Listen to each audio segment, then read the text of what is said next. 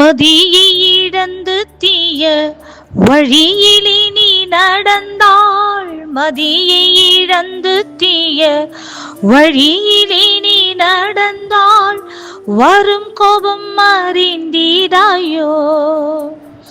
கதியம் ரட்சன்ய வாழ்வை கண்டு நீ மகிழ்ந்தீர. கதியம் ரட்சன்ய வாழ்வை கண்டு நீ மகிழ்ந்தீர.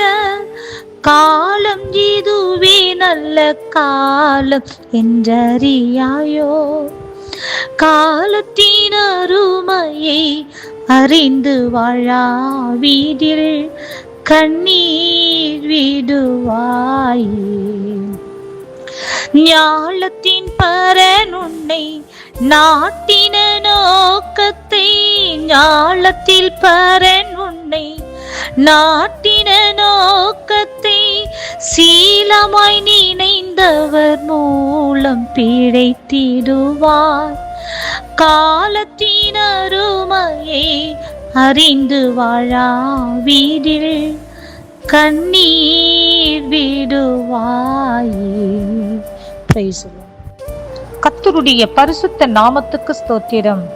1 தீமோத்தேயு 6வது அதிகாரம் 20 முதல் சில வசனங்கள். ஓ தீமோத்தேயுவே, உன்னிடத்தில் ஒப்புவிக்கப்பட்டதை நீ காத்துக்கொண்டு சீர்கேடான வீண் பேச்சுகளுக்கும் ஞானமென்று பொய்யாய் பேர் பெற்றிருக்கிற கொள்கையின் விபரீதங்களுக்கும் விலகு. சிலர் அதை பாராட்டி விசுவாசத்தை விட்டு வழுவி போனார்கள். கிருபையானது உன்னோட கூட இருப்பதாக. ஆமேன். பிரியமானவர்களே, அப்போஸ்தலன் பவுல் தீமோத்தேயுவுக்கு அறிவுரை கூறுகிறதை நாம் பார்க்கின்றோம்.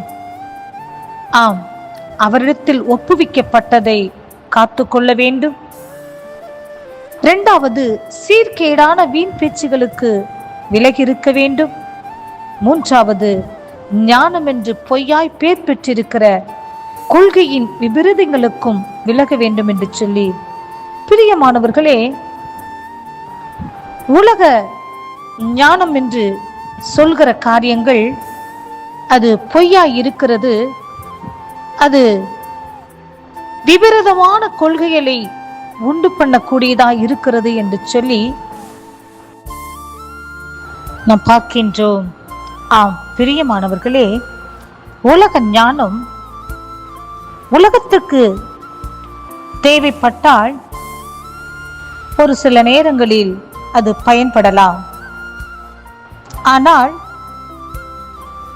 இந்த உலக ஞானம் நம்மை பரலோகத்திற்கு அழைத்து செல்ல முடியாது. பரமதேவனுக்கு பிள்ளையாக முடியாது. பரலோக ராஜ்யத்திற்கு பங்காளிகளாக மாற முடியாது. பிரியமானவர்களே, தேவ ஞானம் உலகத்திற்கு மாத்திரம் பயன்படுவது மாத்திரமல்ல, அது பரலோகத்திற்கும் பயன்படக்கூடியதாய், நாம் பரலோகத்திற்கு செல்வதற்கு வழிகாட்டக்கூடியதாய் இருக்கிறது. பிரியமானவர்களே, ஆம், ஞானிகளை வெட்கப்படுத்தும்படிக்கு தேவன் பைத்தியமானவர்களை தெரிந்து கொண்டார். பைத்தியமானவர்களுக்கு தேவன் அந்த தேவ ஞானத்தை தருகிறார். உள்ளவைகளை அவமாக்கும்படிக்கு தேவன் இல்லாதவர்களை தெரிந்து கொண்டார். ஆம், இல்லாதவர்களுக்கு தேவன் தேவ ஞானத்தை கொடுக்கிறவராய் இருக்கிறார். பலம் உள்ளவைகளை வெட்கப்படுத்தும்படிக்கு தேவன் பலவீனமானவைகளை தெரிந்து கொண்டார். ஆம், பலவீனமானவர்களுக்கு தேவ ஞானத்தை கொடுக்கிறவராய் இருக்கின்றார்.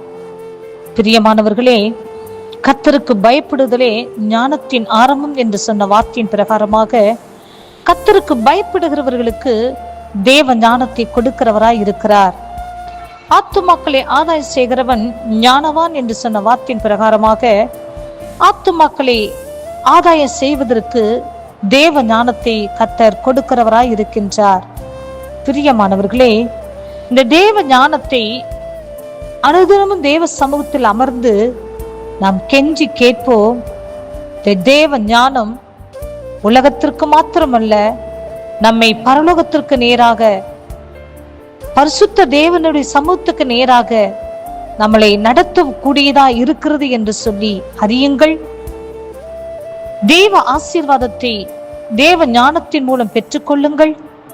பரலோக ராஜ்யத்திற்கு பங்காளிகளாக மாறுங்கள். கர்த்தர் இந்த வார்த்தையை ஆசீர்வதிப்பாராக. ஆமேன்.